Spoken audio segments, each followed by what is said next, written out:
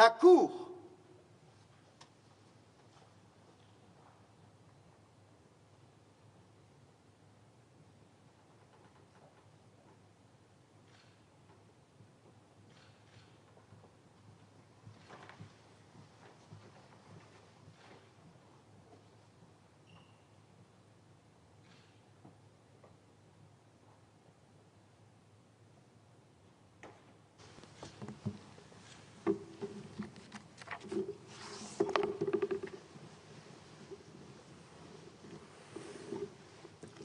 Please be seated.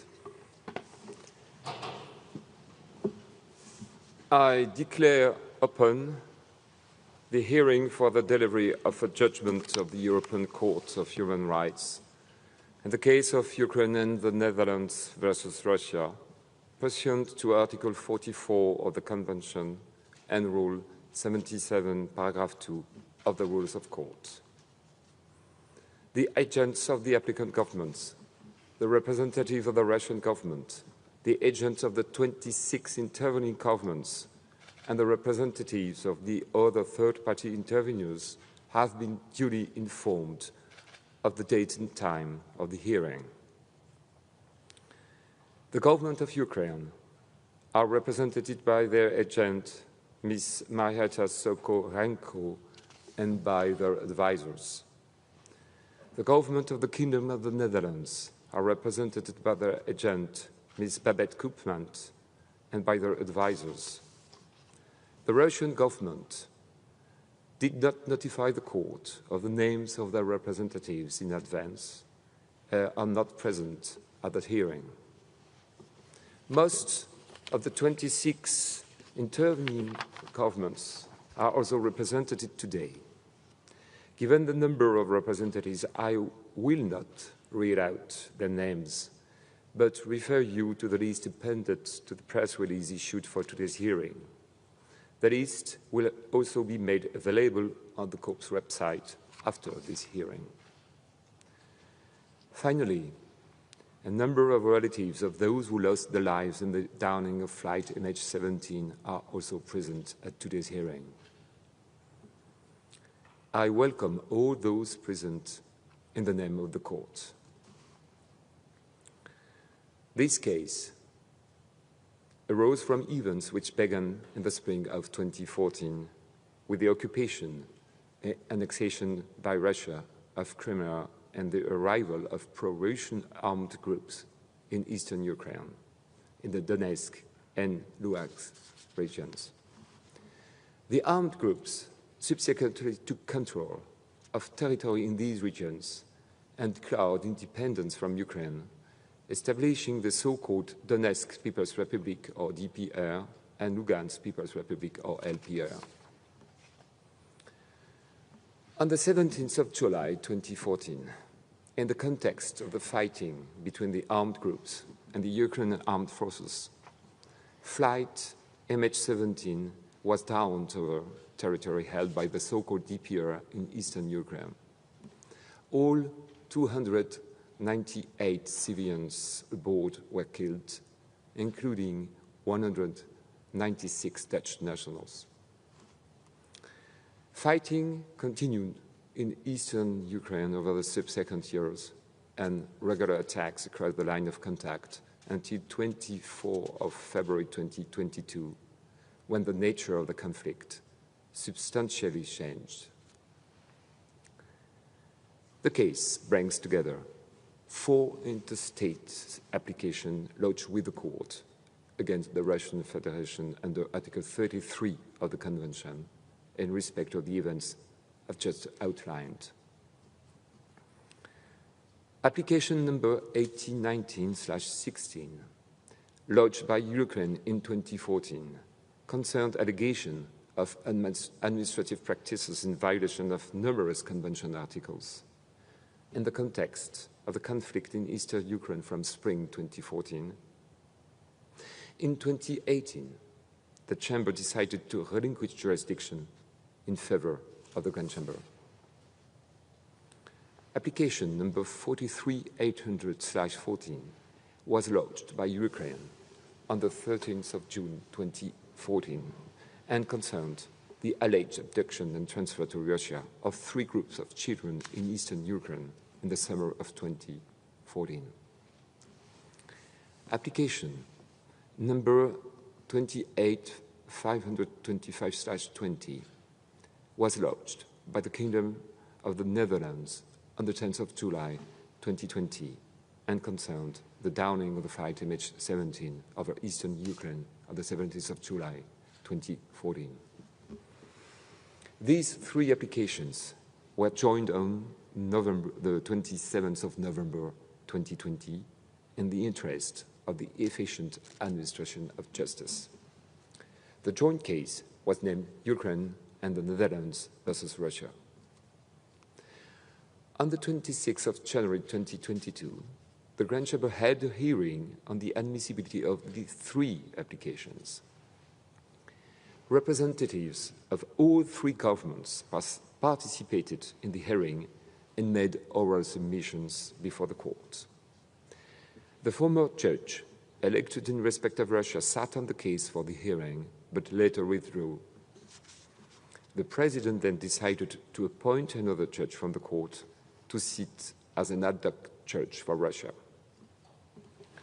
On the 13th of November 2022, the Grand Chamber declared the 3 applications partially admissible in a decision that was delivered on the 25th of January 2023.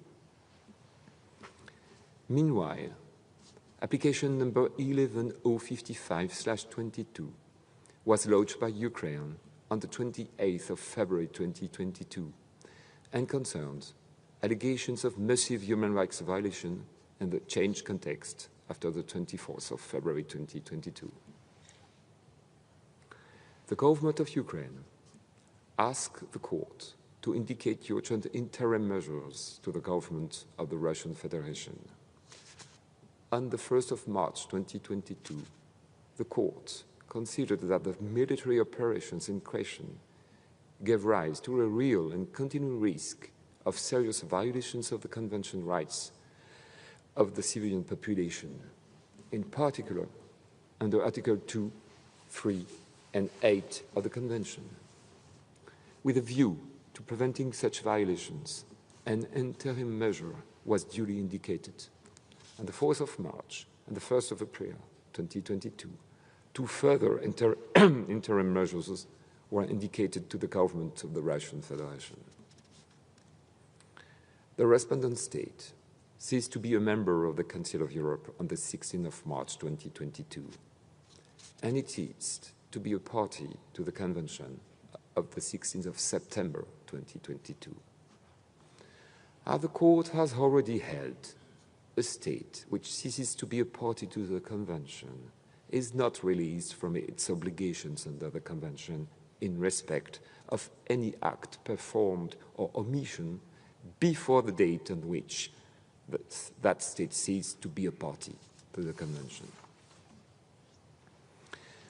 On the 17th of February 2023, the Grand Chamber decided to join the 2022 application to the Ukraine and Netherlands versus Russia case already pending before it.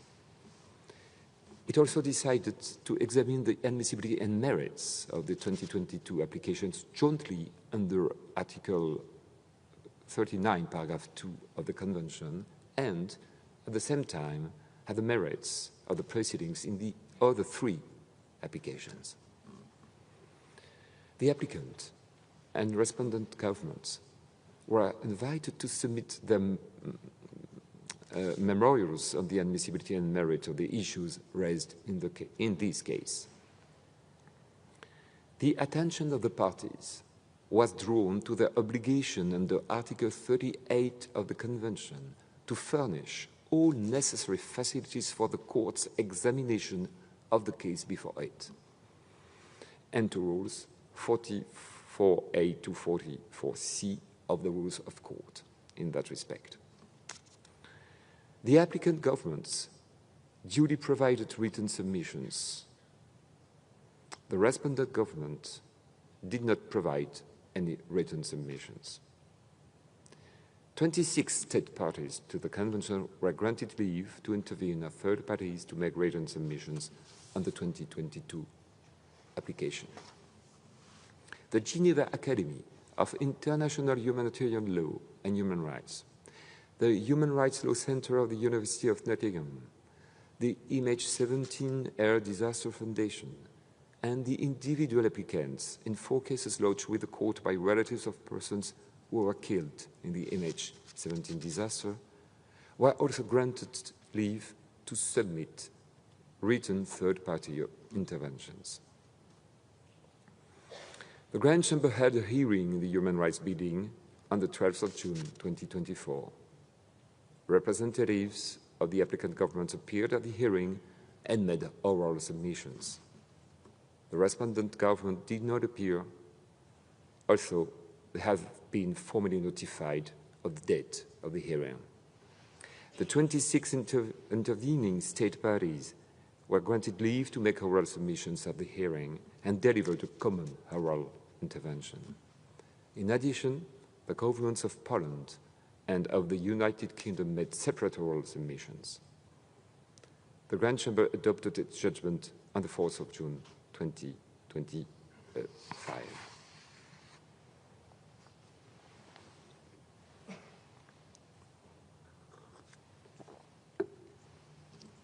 I shall give a brief summary of the complaints and relevant facts. In relation to the key legal issues, I shall also provide a brief summary of the court's main findings before reading out the operative provisions of the judgment. The summary of the facts is not part of the judgment and we will not bind the court. For a more detailed explanation of the fact and a fuller summary of the court's reasoning, I refer you to the press release which will be available at the conclusion of this hearing. The full text of the judgment will also be available and will be consulted through the court's internet website. The case concerns first allegations of administrative practices, namely patterns of violations of the European Convention on Human Rights by the Russian Federation in Ukraine beginning in spring 2014. As already noted in the court's case law, the concept of administrative practice comprises 2 elements: repetition of acts incompatible with the Convention and official tolerance by the respondent state. The government of Ukraine alleged that the Russian Federation were responsible for administrative practices involving violations, among others, of the right to life, the prohibition of torture, the right to liberty and security, freedom of religion, freedom of expression, the right to peaceful enjoyment of property, the right to education, and the prohibition of discrimination. In its previous admissibility decision, the court found in particular that the areas in separatist hands in eastern Ukraine came within the respondent state's jurisdiction for the purposes of the Convention on account of its military presence there and its military, political, and economic support to the separatist entities. It joined to the merits the objection raised by the respondent's government regarding whether the applicant Ukrainian government's complaint of administrative practices of shelling fell within the jurisdiction of the respondent state within the meaning of Article 1 of the Convention. The Ukrainian government alleged that the scale and territorial reach of the alleged administrative practices increased greatly from Russia's full-scale invasion of Ukraine, which began on 24th of February 2022. The case also concerns the downing of flight MH17 over separatist-held territory in the Donetsk region of Ukraine on the 17th of July 2014. In its admissibility decision, the court found that flight MH17 was shot down by a Buk missile fired from a Buk tailor provided by the Russian Federation to the separatists and located in separatist-held territory. The government of the Kingdom of the Netherlands alleged that the downing of the aircraft and the death of those on board breached the right to life and the right to an effective remedy. They also alleged that there had been a violation of the prohibition of inhuman and degrading treatment and the right to an effective remedy on account of the suffering of the next of kin, of those who had died.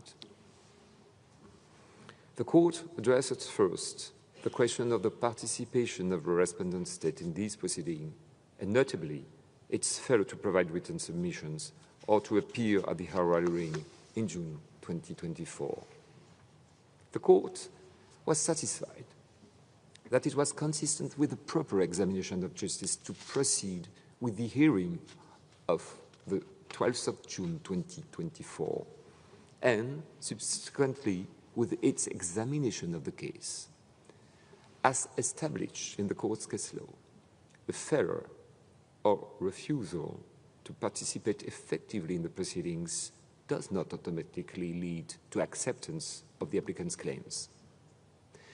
In deciding whether the allegations of the applicant governments were made out, the applicable standard of proof to be satisfied was that of beyond reasonable doubt. The court found, however, that Russia's failure to cooperate with it had made its task in that case more difficult. Russia's lack of constructive engagement throughout the case and failure to participate at all in the proceedings leading to today's judgment breached its obligation under Article 38 of the Convention.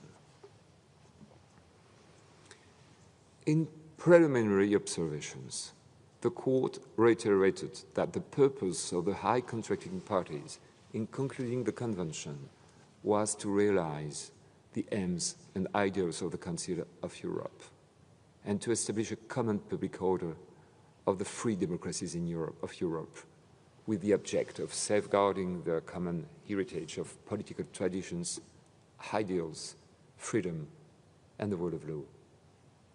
The Court referred to the widespread condemnation by the international community of the actions of the Russian Federation following the 24th of February 2022.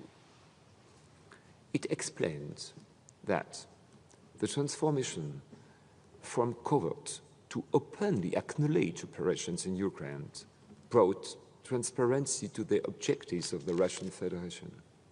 These objectives appear to be no less than the destruction of Ukraine as an independent sovereign state through the forcible acquisition of Ukrainian territory and the subjugation of any remaining Ukrainian nation to Russian influence and control. The Court acknowledged that the events in Ukraine are unprecedented in the history of the Council of Europe. The nature and scale of the violence in Ukraine and the ominous statements from Russia concerning Ukraine's right to exist are a threat to peace in Europe. The Court said, I quote, "In none of the conflicts previously before the Court have there been such near universal condemnation of the flagrant disregard by the respondent state for the foundations of the international legal order established after the Second World War, and such clear measures taken by the Council of Europe to sanction the respondent states' disrespect for the fundamental values of the Council of Europe, peace, but no less importantly, human life, human dignity, and the individual rights guaranteed by the Convention."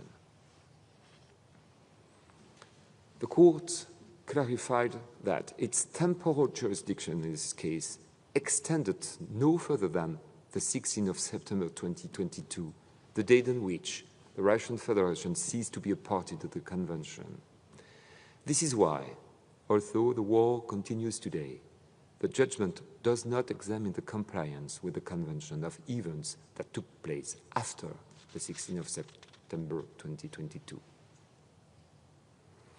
Regarding the extraterritorial jurisdiction of the Russian Federation in respect of the allegations, the Court examined whether there were evidence that the level of Russian control over areas under separatist control in eastern Ukraine from the 11th of May 2014 had decreased since the admissibility hearing in January 2022, and found that there was not.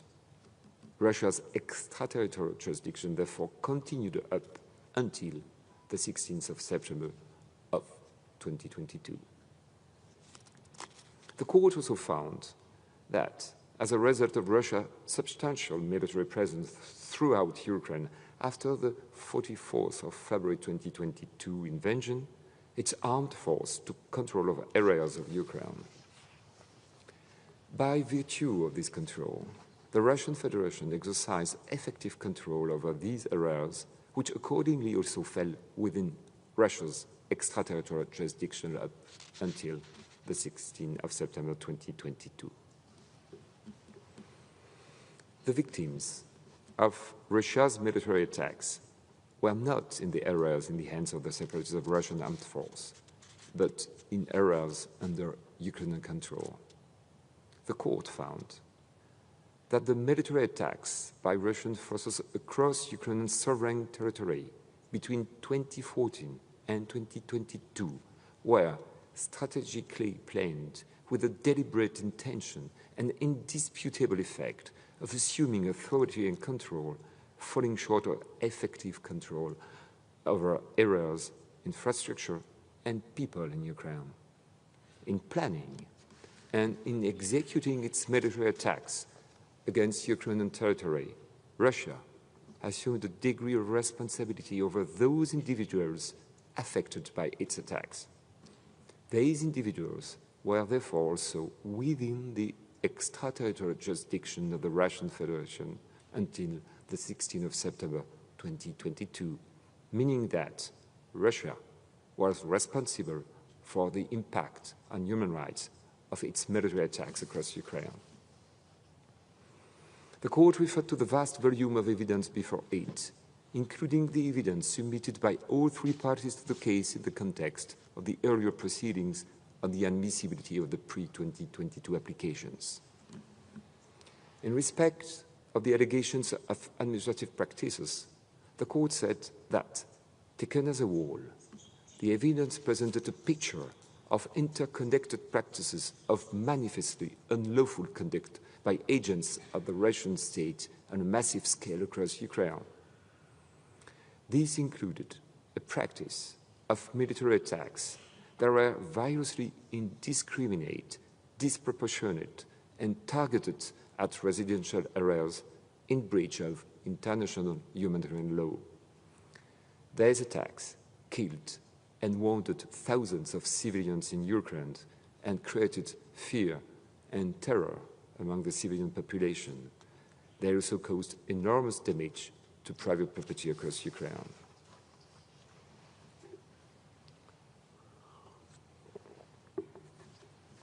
There were administrative practices in occupied territory of the extrajudicial killing of civilians and Ukrainian military personnel hors de combat, of torture and inhuman and degrading treatment, of forced labor, and of unlawful and arbitrary detention of civilians.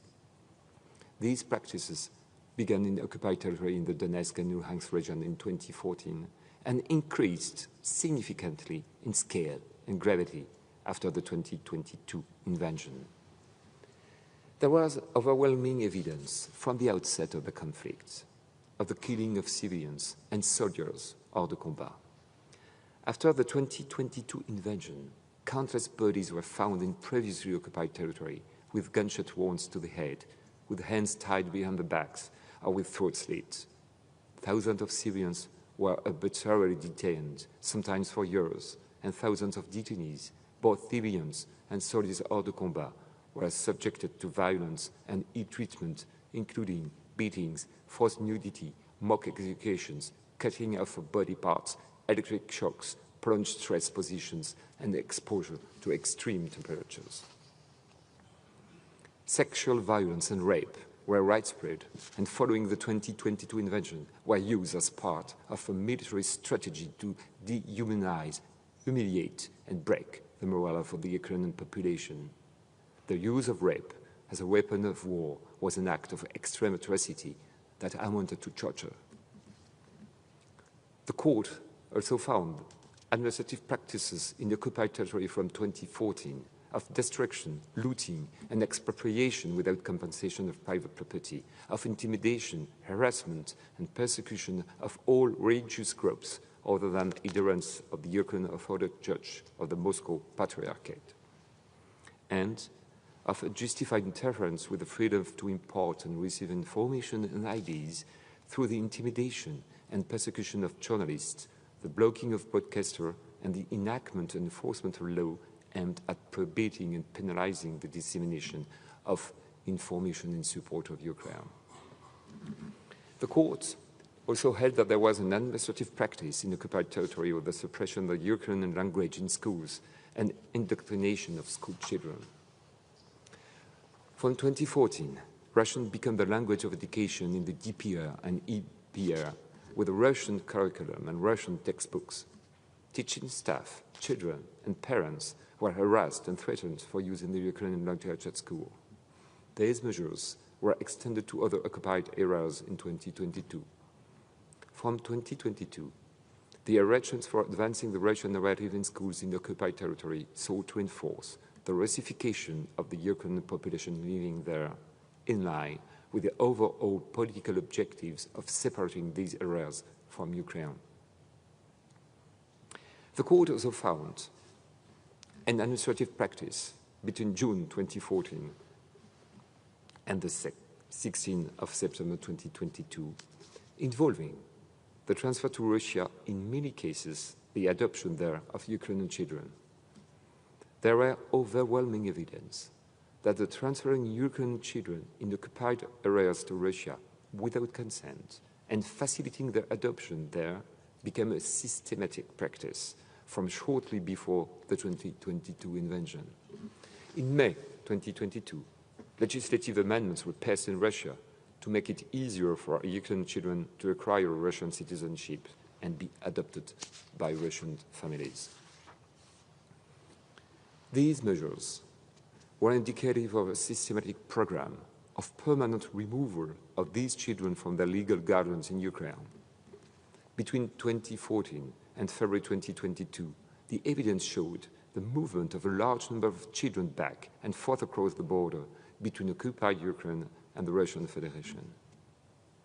In the context of the overwhelming evidence of systemic transfers from shortly before the 2022 invasion and the transfer of 3 groups of children to Russia in summer 2014, the movement of children across the border between 2014 and 2022 gave rise to a real concern that the systematic practice continued throughout that period. The actions of the Russian authorities lacked any legal basis and were also contrary to international humanitarian law rules on evacuations and on preserving the legal status of children in occupied territories. There were also administrative practices in occupied territory following the 2022 invasion of the transfer to Russia and displacement of civilians and the application of unjustified and invasive screening measures to civilians, and in March and April 2022 of the forcible dispersal by the Russian military of peaceful protest in occupied towns and cities.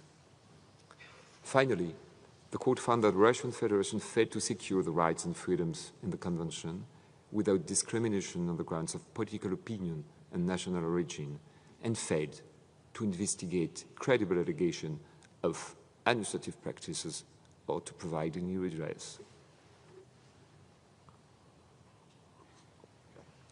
As regards the downing of flight MH17, the court found that the missile that downed the flight MH17 was fired by a member of the Russian military crew of the Buck-Taylor or by a member of the DPR.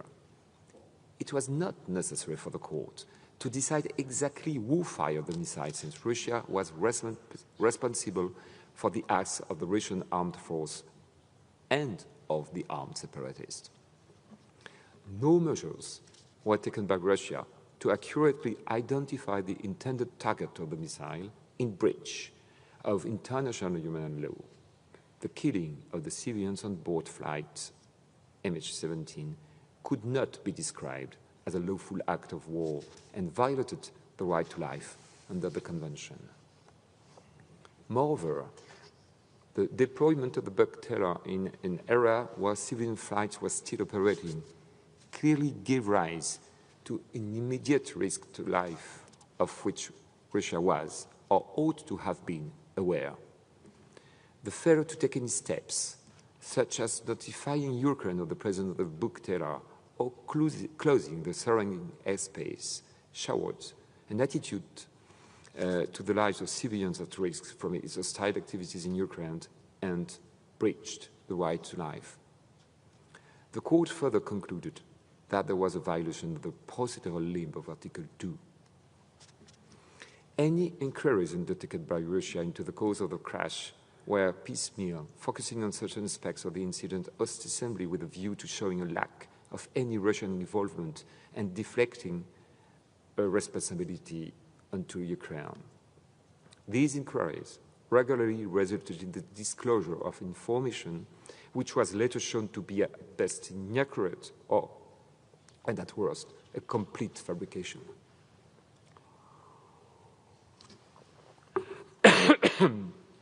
The next of kin of those killed were not involved in any inquiries undertaken by the Russian authorities and were not directly informed of the outcome.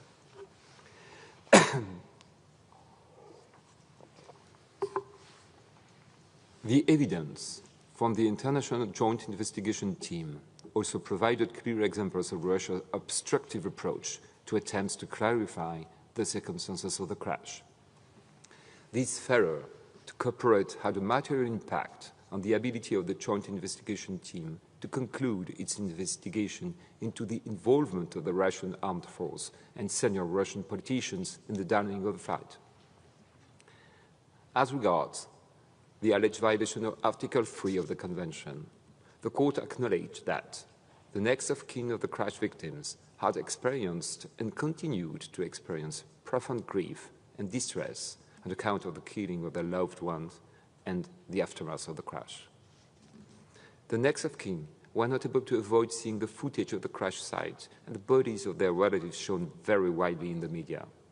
They were forced to witness the lack of dignity shown to the bodies of their relatives at the crash site. They experienced a sense of powerlessness and anxiety that was a result of the limited access to the crash site. Some had to bury the incomplete bodies of their relatives, and in 2 cases, the victim bodies have never been recovered. Russia's failure to investigate or cooperate significantly aggravated the suffering of the next of kin and led them in a state of uncertainty as to the exact circumstances of the crash.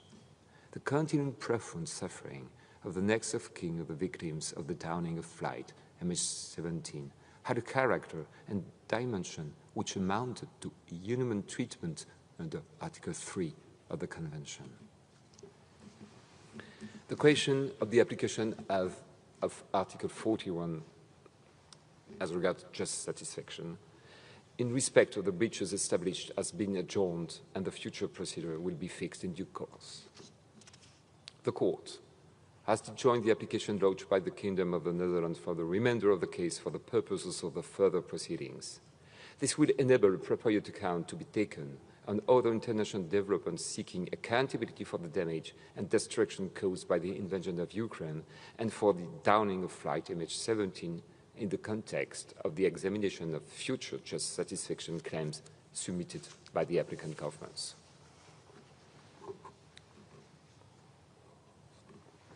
I will now read the operative part of the judgment. The Court, 1, holds unanimously that it has jurisdiction ratione temporis to deal with the case insofar it concerns events that took place before the 16th of September 2022.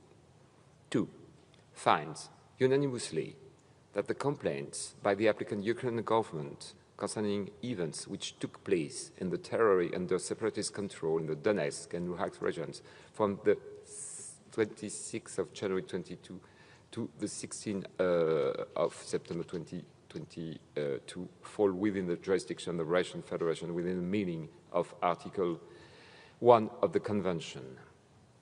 Finds unanimously that the complaints by the this is the third point, finds unanimously that the complaint by the applicant Ukrainian government concerning events which took place in the Russian Federation or in territory in the hands of the Russian armed force from the 24th of February 2022 to the 16th of September 2022 fall within the jurisdiction of the Russian Federation within the meaning of Article 1 of the Convention. 4. Finds unanimously that the complaints by the applicant's Ukrainian government concerning military attacks by separatists or by the Russian armed force fall within the jurisdiction of the Russian Federation within the meaning of Article 1 of the Convention and dismisses the preliminary objection raised by the respondent government in that regard. 5. Holds unanimously that has been a violation of Article 2 of the Convention under its substantive limb in respect of the downing of flight MH17. 6. Holds unanimously that there has been a violation of Article 2 of the Convention under its procedural limb in respect of the downing of flight MH17. 7. Holds unanimously that has been a violation of Article 13 taken together with Article 2 in respect of the downing of flight MH17. 8. Holds unanimously that the suffering and the next of kin of the victims of the downing of flight MH17 fell within the scope of Article 3 of the Convention and that there has accordingly been a violation of that article and dismisses the preliminary objection raised by the respondent state in that regard. 9. Holds by 16 votes to 1 that it is not necessary to examine separately the complaint under Article 13 of the Convention taken together with Article 3 in respect of the downing of flight MH17. 10.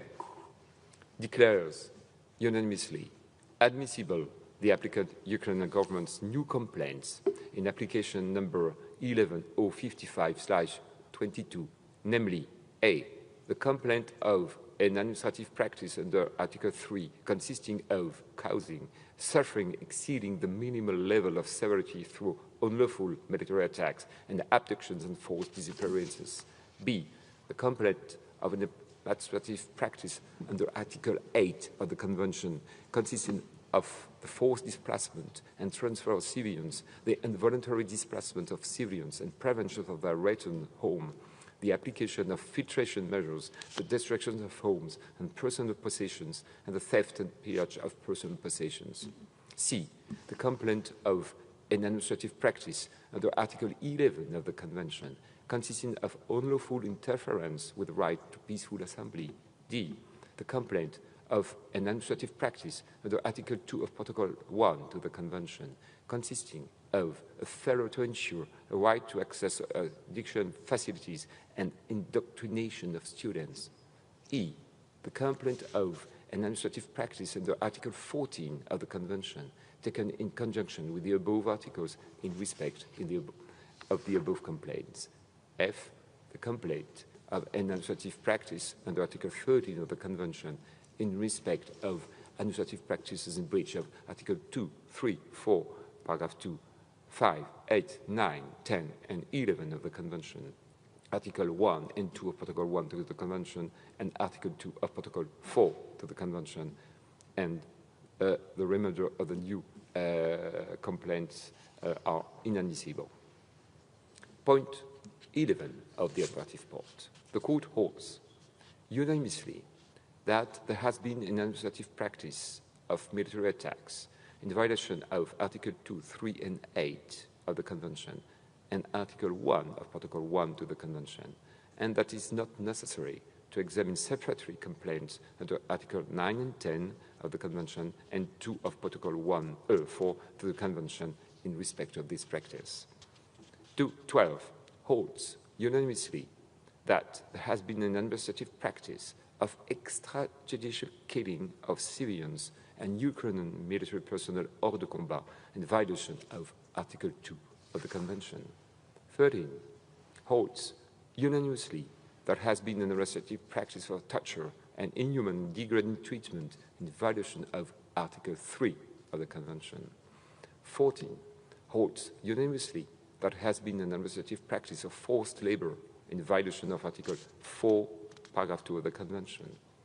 15 holds unanimously there has been an administrative practice of unlawful and arbitrary detention of civilians in violation of Article 5 of the Convention. 16. Holds unanimously there has been an administrative practice of the unjustified transfer and displacement of civilians and application of filtration measures in violation of Article 8 of the Convention. 17.